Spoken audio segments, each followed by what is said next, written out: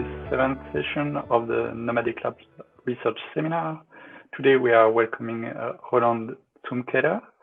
Roland had worked on various projects related to formal methods, to domain-specific languages, and financial markets. But for the past year and a half, he has been contributed to SmartPy. And today we'll present us the inner working of SmartPy. Thank you, Roland, for being with us. The floor is yours. Thank you, Julien. So this talk is about the inner workings of SmartPy. This means I'm going to talk about things like how does the compiler work, how do we generate efficient code, and not mainly about what SmartPy is, but I'm still going to say a little bit about this. So SmartPy supports the whole lifecycle of a smart contract. You begin by writing it, then you can analyze and test it locally. You can compile it to Michel and then actually deploy it to the blockchain. You can interact with it through its entry points, and you can also explore the current state of the contract. There are two interfaces to SmartPy. One is on the web, so you simply go to this web page, and then there's a command line interface. And now I'm going to give you a very quick demo of both of them. So first, here's the browser, and we are at smartpy.io/IDE, and this is our first smart contract. So just look at a very, very basic example here. We always begin by importing SmartPy as a library, so it's a Python library, that's important. Then a smart contract inherits from sp.contract. In its constructor, we initialize a single field n to 0, and then there's a single entry point called add that takes a parameter p, and when it's executed, it modifies the state by adding p to it. Here we define a test. That is also called a scenario. So we begin by instantiating a contract, adding it to the scenario, and then perform two calls to the entry point add. Let's run this test. And on the right-hand side, we can see the output. So first we get the initial state is 0, as we specified. And then we get two transactions. So each transaction corresponds to a call down here in the scenario. So the first is add2, and it takes the state as expected to 2. The second one is add3, which takes the state to 5. In the second tab, we can look at the types. So there's nothing very surprising here. We have SmartPy has inferred that n is of type integer. It's written into a nut here. I'm going to say a few more words about this later. And then we have an entry point add that takes an integer as well. Then let's look at the code that was generated. So for those of you familiar with Michel, you can verify that this corresponds to the smart contract on the left. And now we can deploy it. So we simply click on deploy Michel contract, and another tab opens. We're going to deploy to a Ethernet.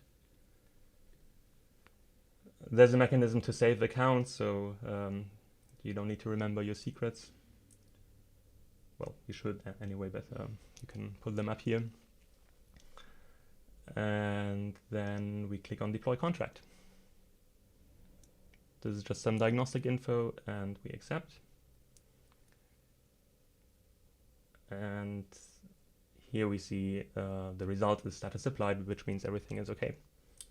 Now let's have a look at that contract in the blockchain. So this is its current state, and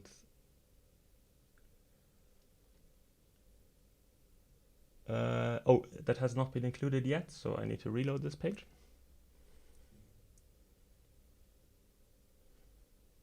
Yeah, here it is.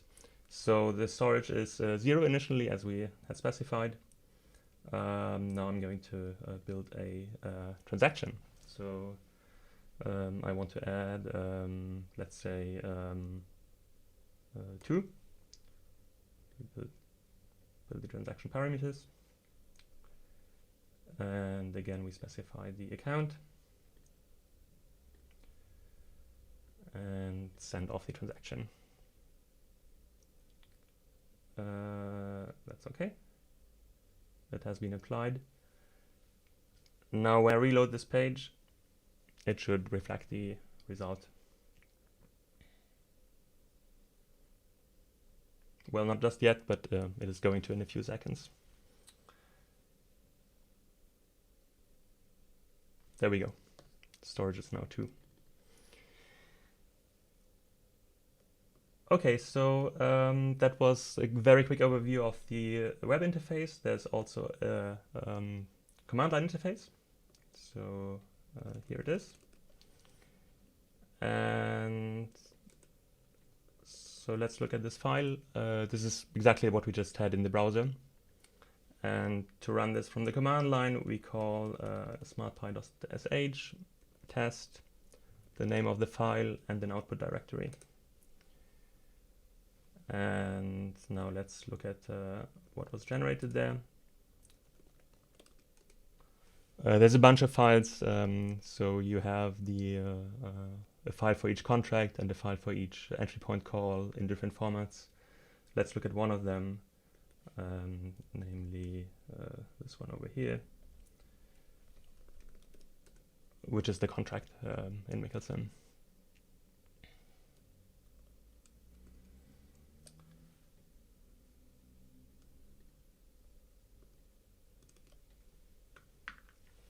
Okay, so here's a slightly more interesting contract, just to give you an idea that also non-trivial things can be done.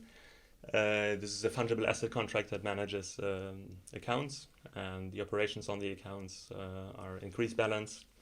So if an account already exists for X, then that amount is increased. Otherwise, the account is created in the map. So balance is a big map as is specified here. And then there's a decrease function that computes the new amount, verifies that it is still positive, otherwise it will fail. So sp.verify is like assert. If the condition is not verified, the transaction aborts. And finally, there's some housekeeping. So if the balance goes down to 0, the account is deleted. So we don't end up with lots of empty accounts, and otherwise it is updated. Note that these two methods are not entry points. The entry points are here. So, well, you don't just want people to decrease and increase balances at will, but this is done in a transfer. So somebody can send a given amount that is specified in the parameters to a given destination, and so this calls the two helper functions we defined previously. And then there's a mint entry point that allows you to print money, but not anybody can do that, only the administrator. So here, with the first line, we ensure that only the administrator can call this entry point. Otherwise, the transaction aborts. Okay, so oh yeah, here's a test. This shows you that you can do also slightly more complicated things in scenarios. So here we're defining test accounts. So we simulate several participants, instantiate our contract with admin as a parameter, and then we play around. So we start by Alice, the administrator, calling the mint entry point. So here sender equals admin means that we're wearing the hat of the administrator in this case. And we're printing 5 coins for Alice, then we print 5 coins for Bob. And if you do that either in the command line or the web interface, it will give you this as the current state of the balances bit. And next transaction, Alice transfers 5 coins to, sorry, the other way around. Bob transfers 5 coins to Alice. So that results in this, 3 coins. And then he tries to do this again, but only has 2 coins in his pocket. So this transaction fails. And here we specify that we expect the transaction to fail. So if you say valid equals false, that means we already know that it's going to fail, but we are fine with it. So you can test. I mean, this is important for things like. I mean, precisely this. You want to make sure that people cannot that certain attacks cannot occur. Okay, so this is it for the overview of SmartPy from the outside. Now let's look what happens on the inside. So, as you can tell, this is written in Python, and when executing a piece of syntax, when the Python interpreter goes through it, it doesn't perform an immediate action. It just creates syntax, and this syntax is represented as an S expression. So that is then written to a file and read by SmartML, which is the backend of SmartPy written in OCaml. And so this same expression then takes on this form. So this is just a more or less standard algebraic data type. You have the addition here, the parameter here, and we also have line numbers, which is important to give decent error messages. And now we can do all the nice things we can do in OCaml easily: type inference, evaluation, compilation, display HTML. So that's what we saw previously on the website that also heavily relies on this representation. And yeah, I cannot stress this enough. So Python is used to construct contracts, not to execute them. And this enables an important concept, namely metaprogramming. So as an example, well, not really an example, but just to give you a hint, here we wrote sp.if, right? And if we wrote if instead, that would be the Python if. So sp.if is the SmartPy if. And Python if gets executed at the execution time of Python. SmartPy if gets executed on the blockchain. So these are happen at different stages. So in essence, what you can write with this is a program that writes another program, hence metaprogramming.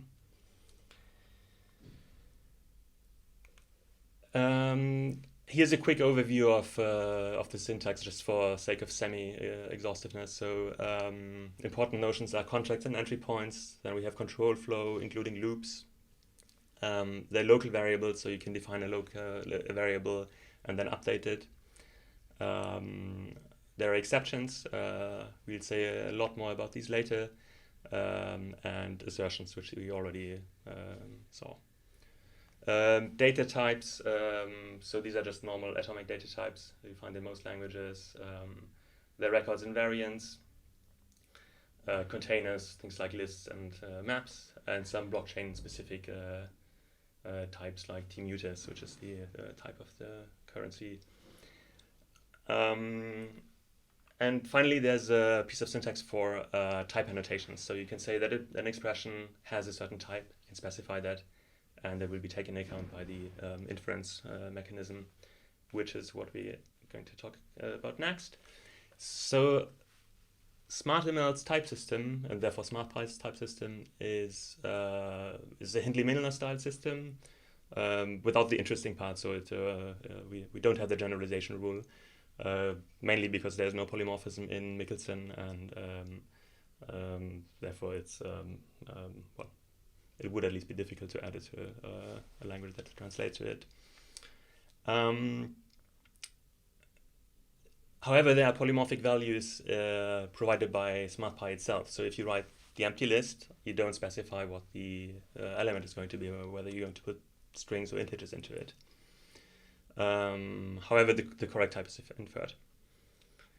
Then Another feature is that plus is overloaded. Much like in Michelson, we have, depending on the two arguments, the output varies. And also you cannot mix, you cannot add a nut to an int or a mutex to a nut. This is addressed by constraint gathering. So in the first phase of typing, we gather constraints. And for x plus y, we would gather the constraint that x has the same type as y, which moreover has to be of a type that supports nut. This is a lot like type classes in Haskell, for example.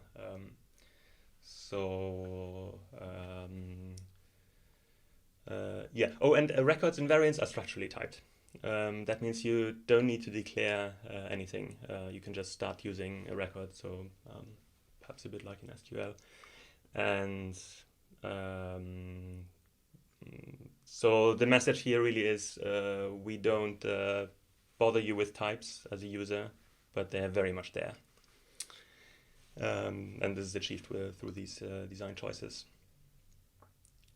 A few words about the semantics. So evaluation order is of course strict, mainly because we don't want to confuse anybody who comes from either Michelson or Python. And it's also more natural to translate it this way. Commands are evaluated sequentially, and slightly more interesting question is when you write E1 plus E2, which one is evaluated first? And the answer is it's not specified. We don't tell you. But you can actually observe it through exceptions. So if I'm not mistaken, this is the same choice made by O'Camel. The reason for this, at least in our case, is that it makes simplification of terms much easier. And we'll see examples of this later. And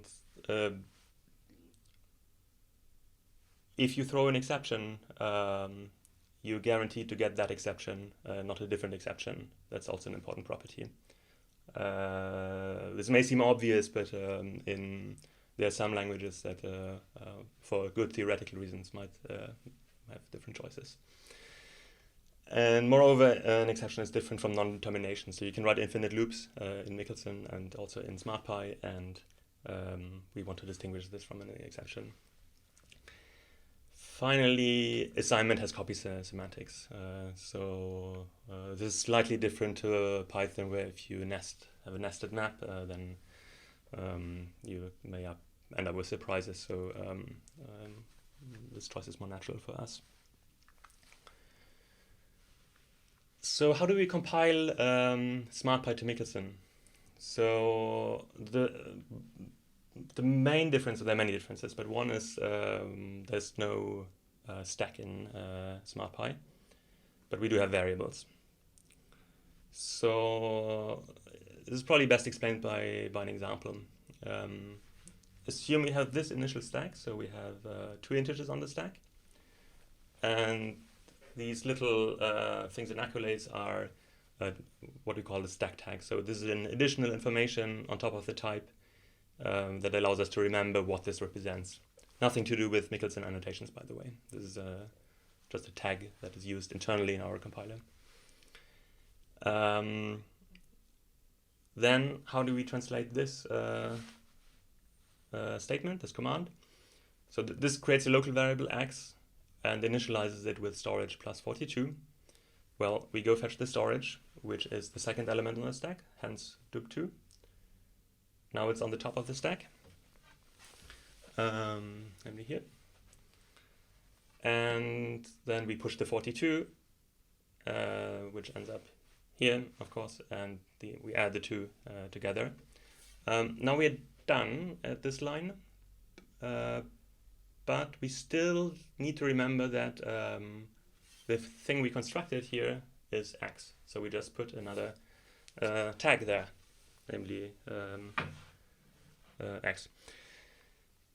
Let's do another statement, so that comes after this one. Now we're going to assign the variable x that we just created to the storage.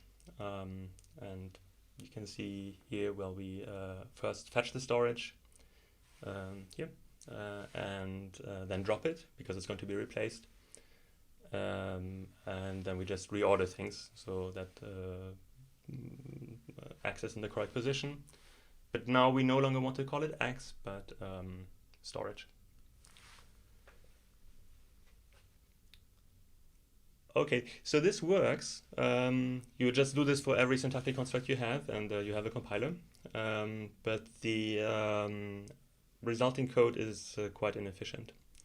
So our answer to that is rewriting. So here's an example of code that is generated by the compiler. Can we improve this? Yes, of course. So if you look at these three instructions here, swap, dig2, drop, that can be improved.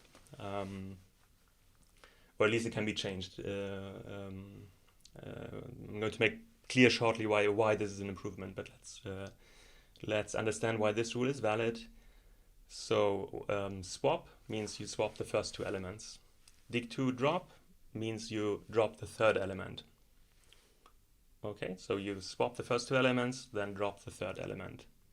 You can do this the other way in a different order. You can first drop the third element and then swap the first two elements, which is what is on the right-hand side here.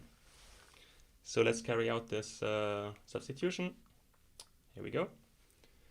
And now you can already see that there's a dig2, which of course cancel each other. So you putting back the second element and then fetching it again.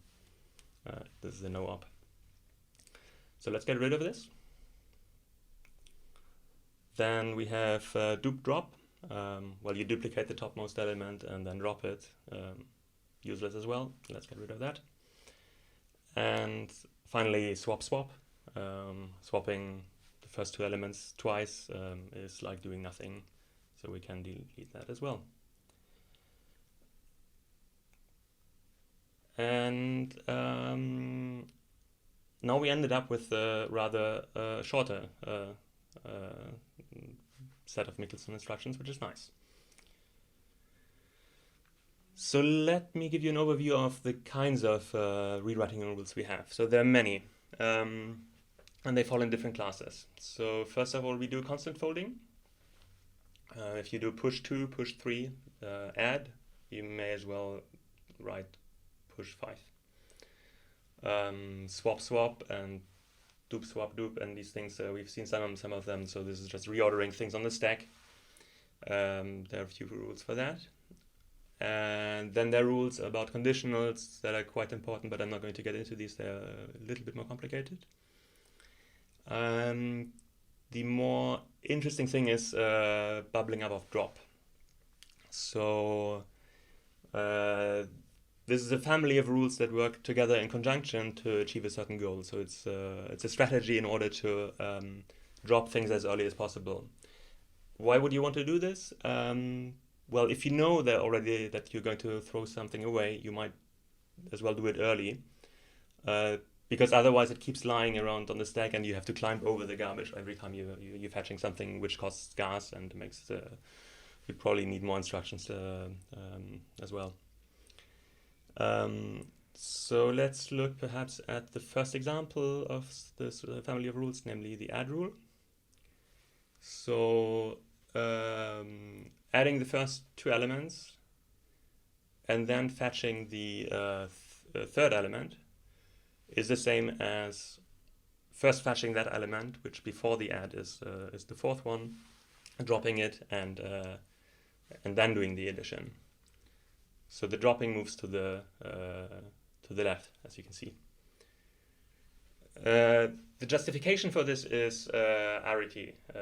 So if you look at the so this works for dig2 and dig3 in the first case, but it wouldn't work for lower numbers because you have to be sure that add doesn't look at the thing you're going to drop, for example. All right. So what we call arity is the following. Add has an arity of 2, 1 because it gets two elements and then replaces them with one element. Swap has an arity of 2 because it takes 2 elements, swaps them, puts them back. And dupe has an arity of 1, 2 because it reads at least one element. So it takes one element and then puts back 2 elements. Okay, so let's look at another example of a rule, namely push, drop, cancel each other. You push something, you drop it. It doesn't change anything. Can we generalize this? So we might be tempted to generalize this to any P that has arity 0, 1, which is push-like behavior. And here's an example. So the first line has a compound instruction, push 2, push 3, add, which has arity 0, 1, right? It doesn't read anything or change anything below where it starts. It just adds one element. And that would be fine to drop it, wouldn't it? However, there's a counterexample. So this is actually invalid. And the reason is exceptions. So that's why it's so important to have clear ideas about the semantics of exceptions. And so as you can see here, okay, there's a bug here. I'm sorry, this should read false. In the case, so let's pretend that false is written here. Sorry about that. Then the first compound instruction would fail. Okay. However, if we just look at its type, because according to the Michelson typing rules, we would unify these two branches, and it would still give us a type that doesn't mention failure, right? You just add, you push something. And so it looks like a function of arity 0, 1. It is, however, invalid to drop it because we would substitute a program that fails with a program that does not fail. That's bad. And the same goes for, as alluded to before, infinite loops. So you can have an infinite loop. This time the true is correct, by the way. So you have an infinite loop followed by a push int 42. This has the same arity 0, 1, but cannot be dropped because you would substitute a program that does not terminate by a program that terminates, which is invalid. Okay, so so much for Michelson rewriting. This works quite well in practice, but there's some cases where we want to do something better. So let's look at this contrived example that shows the limit of the previous approach. We're defining a local variable x40 and initialize it to 42. Then we check that the given parameter is positive, and then we check that the variable we defined 2 lines above is indeed 42, which is kind of pointless, and we should be able to get rid of this statement. Now, when we translate this to Michelson, here's the code. So this is a bit long, but you can still see that while you push 42, that corresponds to the creation of the local variable. Then we perform the comparison of the parameter, and then we perform another comparison with 42, and fail if it's wrong. If the two are not equal, sorry. Okay, so how can we simplify this? The important thing is here that we have 42 here and 42 here, and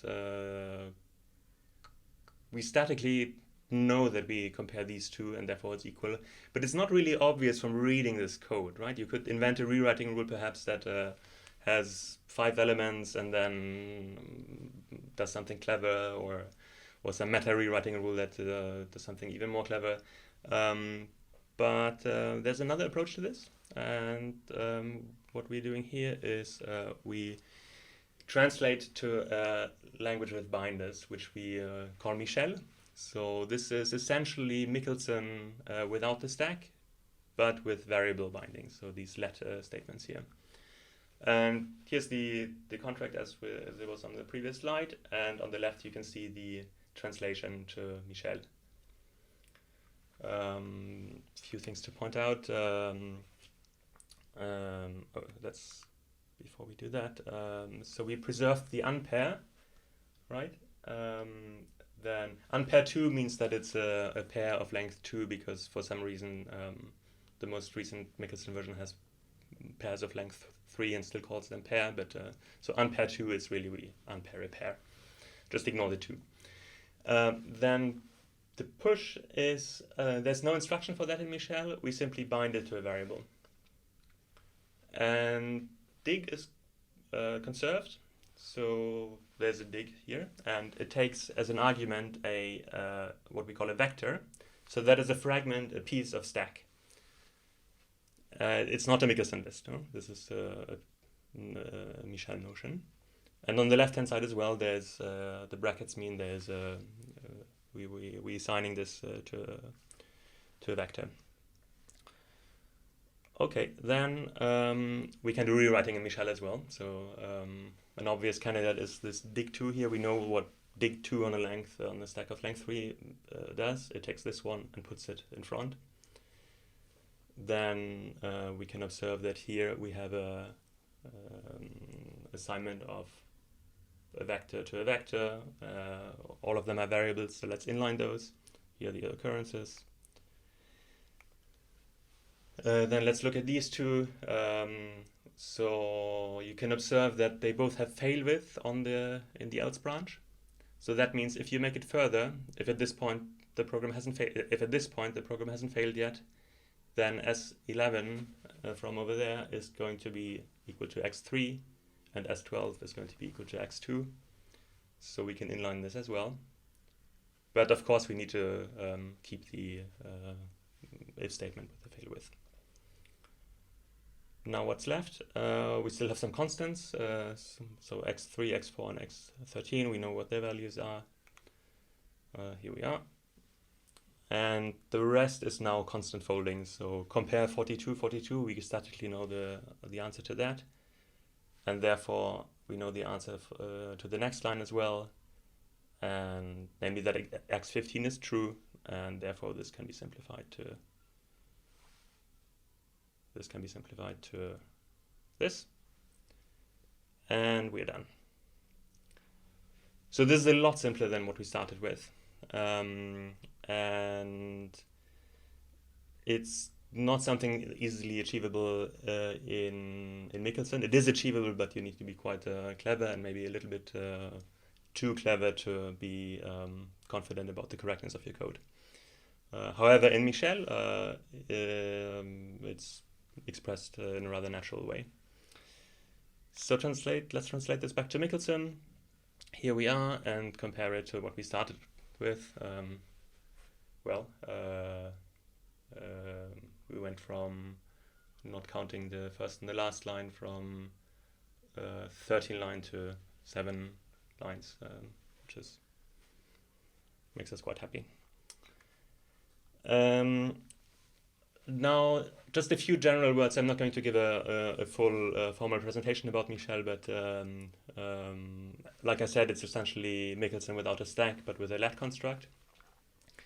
And then we have primitives that do not return just a single value. Importantly, if statements can return chunks of the stack, not just the one value, but several.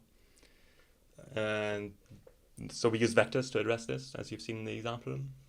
There's no type inference. The reason is that in Michel, you specify types when it is needed. So in particular for things like nil, the empty list, you specify the type just like you do in Michelson.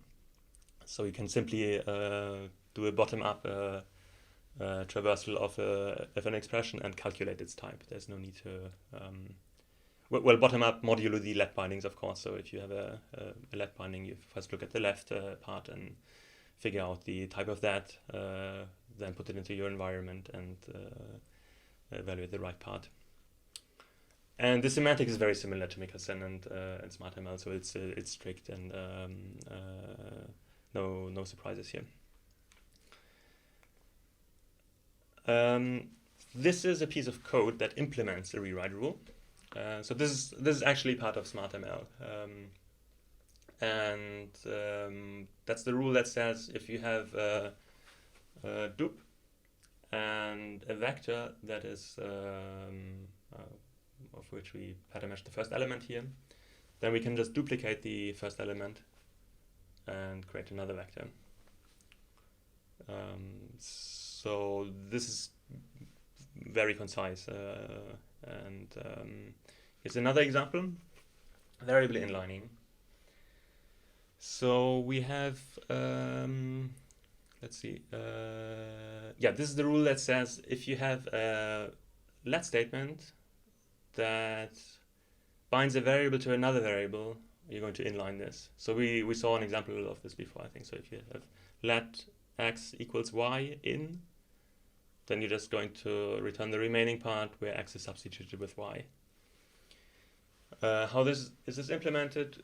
Well, you have the case of a variable. You're looking up in the substitution if the variable is in there. If it is, then replace it, otherwise leave it in place.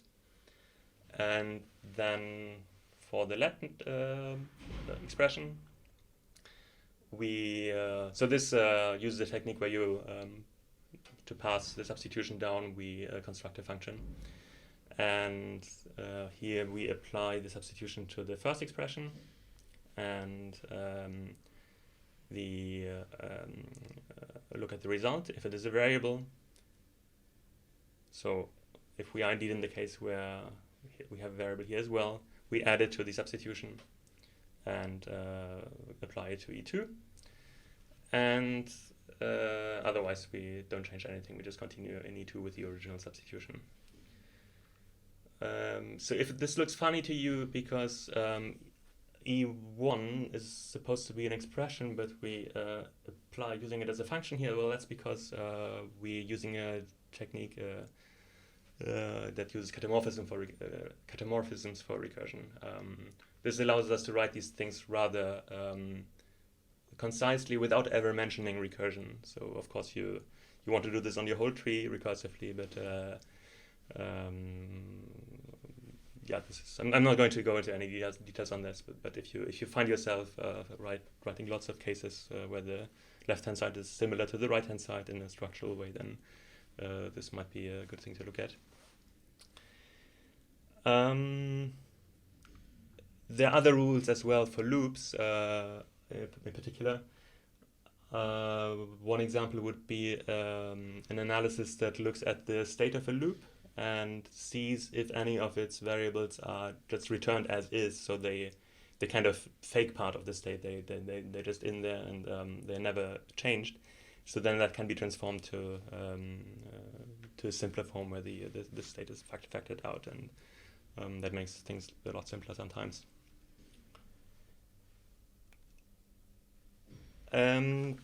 So despite the simplicity of the previous slide, some analyses can become a bit more complex, and therefore we need to make sure that they're correct.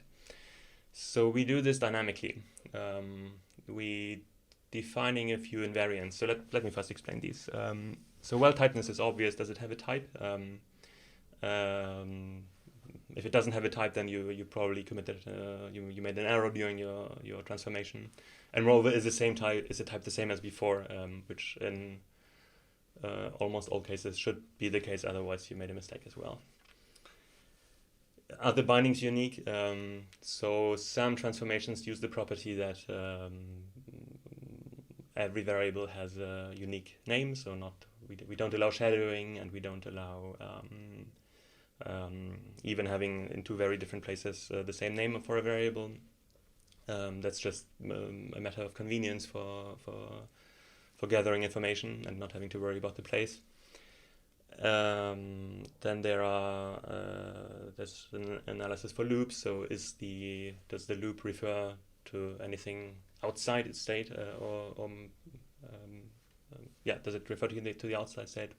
Sometimes we would like to know this. And finally, linearity. Is each variable used exactly once? And in the case of branches, both sides. So you're running out of time, so I'll probably prefer to move on and ask the following question. What does the following contract do? So this is a bit hard to read, well, if you stare at this for long enough, you're probably going to figure out what it means. But there's a technique for understanding what this means, and it consists in copying and pasting this code into the browser.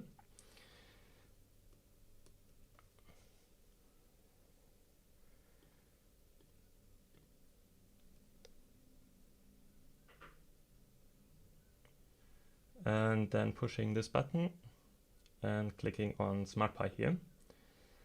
And here you have a decompiled version of what's on the left-hand side.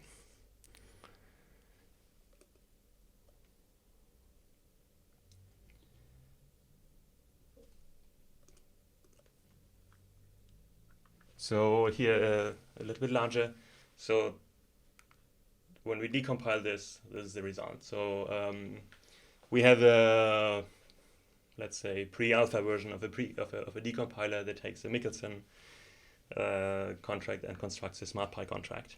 And it also relies on Michel. So this is an intermediate representation. So this is a different flavor of Michel, right? We have a match on booleans here. It's a little bit different. So I haven't told you this yet, but there's a subset of Michel. The Michel we've talked about so far is a subset of Michelson, and there's another subset that is more similar to SmartPy, or SmartML rather, and that's an instance of that. But the important thing is that Michel is used both for compiling and decompiling.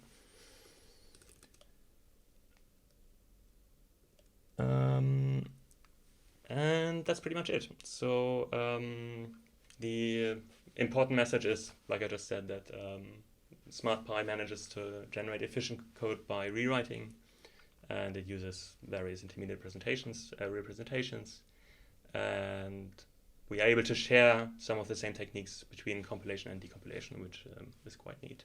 Here are our links, and thank you.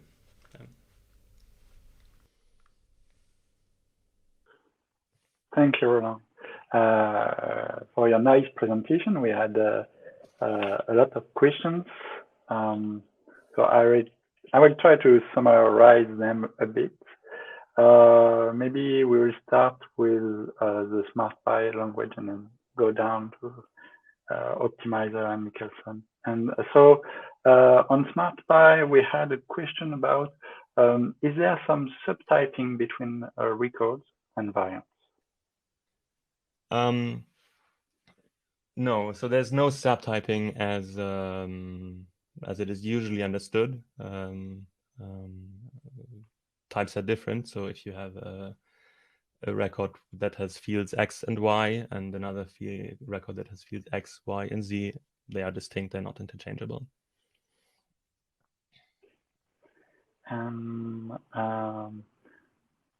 Are the tags still compiled into Michelson annotations? So it's actually not the tags that are compiled to Michelson annotations. It is so the answer, the real question I guess is what makes it into Michelson annotations in our compiler, and the answer is record fields and entry point names and variant names also. And they're not kept in stack tags, but in a different place that I haven't shown here.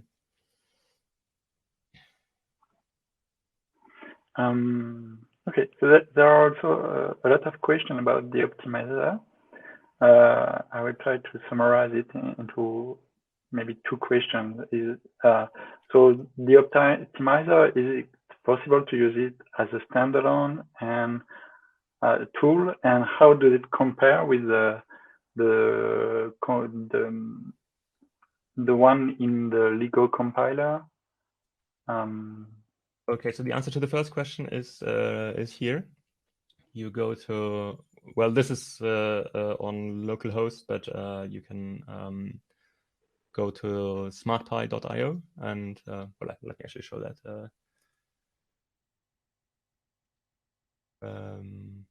This is on smartpy.io, and then you click here on Michelson, and you can write anything here. For instance, this one. And you get the simplified output on the right hand side, which in this case is identical. But yeah, this what is currently published on smartpy.io does not include yet a lot of the Michel transformations. So, but it is eventually going to be. The answer to the second question, how does it compare to Lego? I haven't done an exhaustive check. I did try the example with the verify.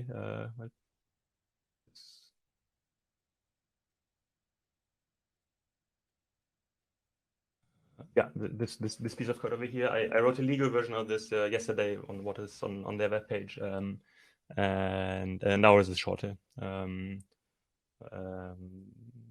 Yeah, that's the answer. And so there is a question about the rules. The order of application of the rules is important, so it will change, which will have an impact on the result. So what is your criterion to select one rule at each time? So it depends. So our rewriting system is probably not Confluent, so you can it very much does matter. In most cases, when we would rather apply one rule before the other, this gives rise to a new optimization. So if the order of two rules matter, that means you probably missed the third rule. So in rewriting theory, you would say that's you look at the critical pairs of two systems. So it's something like that. So for the Michelson part, we have almost no ordering. We just have a well, except for the obvious and the pattern matching, you want to do the more specific first and the more general later. In Michel, it's a little bit more tricky because this goes back to the slide about the invariance that I didn't really finish talking about. So for instance, linearity. We want linearity before we translate to Michelson. But before then, we might very well have rules that violate linearity. Therefore, we proceed in stages. So there are a couple of rules initially that do things like inlining. Then there are rules about conditionals. And in the very end, we apply the linearity rules, always until a fixed point is reached.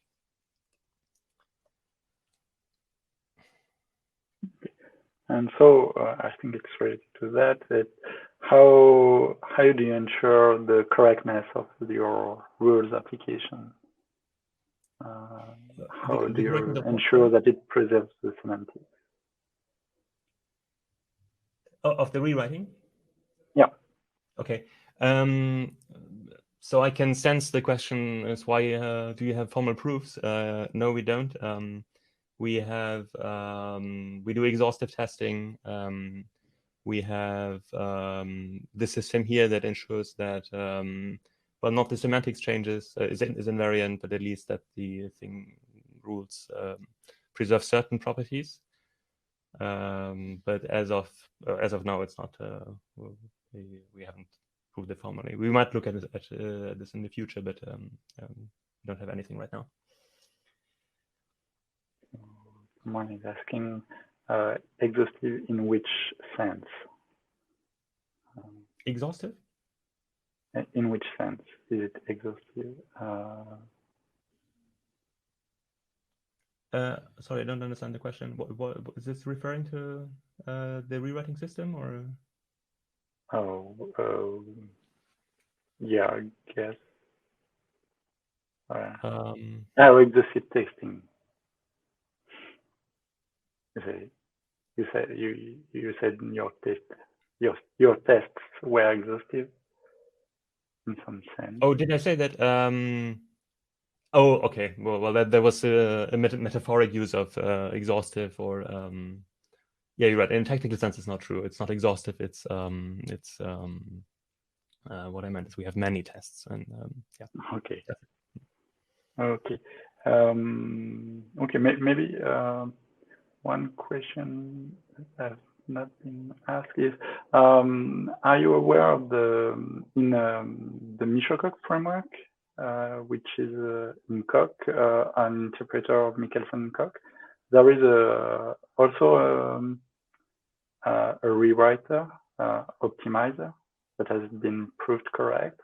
Do you think it's worth to try to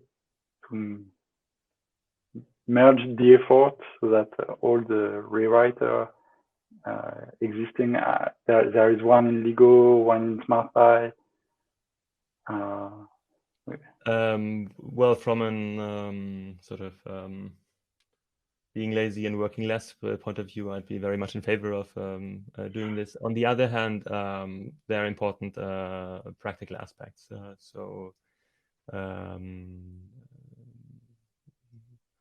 We would have to take this development from Coq and extract it to OCaml, which presumably has been done. Then we have different representations of the code, and there are reasons for this. This is all connected to many other things. And I suspect, I haven't actually looked at it, but I suspect that we have a few more rewrite rules than have been proven correctly in that effort. So with all these caveats, I would find this interesting. But, maybe not a top priority right now. And another question here: do you check that rewriting rules optimize the gas? Maybe at least on some examples. Do you check that the rewriting rules optimize the gas consumption? Oh, not really. So it's we don't check that at every step. It reduces the gas. It's also not clear in every case whether you want to optimize for space. I mean, for how many instructions you have or how much gas is consumed. We try to make reasonable, practical compromises here. At some point in the future, there may be like some compilers have this option. I think CLang or Clang or GCC, that you can tell them make smaller code or make faster code. So we could probably do something similar. It would be helpful for that to have a clear specification of gas consumption, of course, because that's sometimes a bit tricky to come by. Maybe if you don't have such clear specification, you could have some tests, like when you are optimizing. As you have already tested in your framework, you could run the program on the test in one side with the optimized version, allegedly optimized, and with rewritten.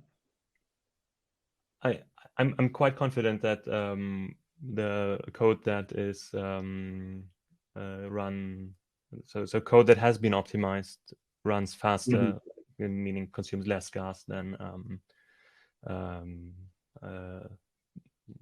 not optimized code. I don't have a formal proof of that, but and there may be some funny corner case where it's not the case, and might be interested to look at this. But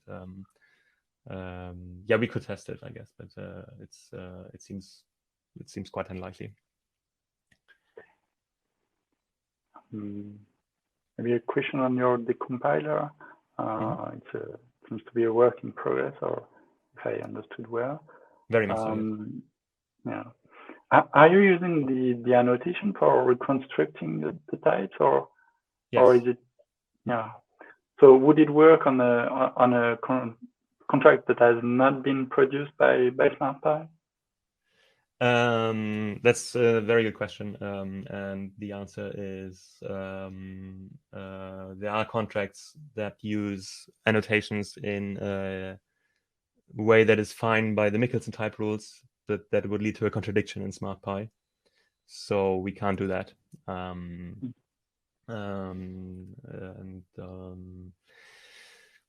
We're trying to give a pragmatic answer here and probably say if they contradict each other, then drop them, and you end up with a pair or something like that. That is still very much in the works, so I haven't finished that part yet. Okay, thank you very much. I think there are no more questions. So thank you again, Roland, for your presentation and your answers. Thank you everyone for attending. And please come to our next seminar, in which we will talk about work of smart contract format verification done at runtime and verification.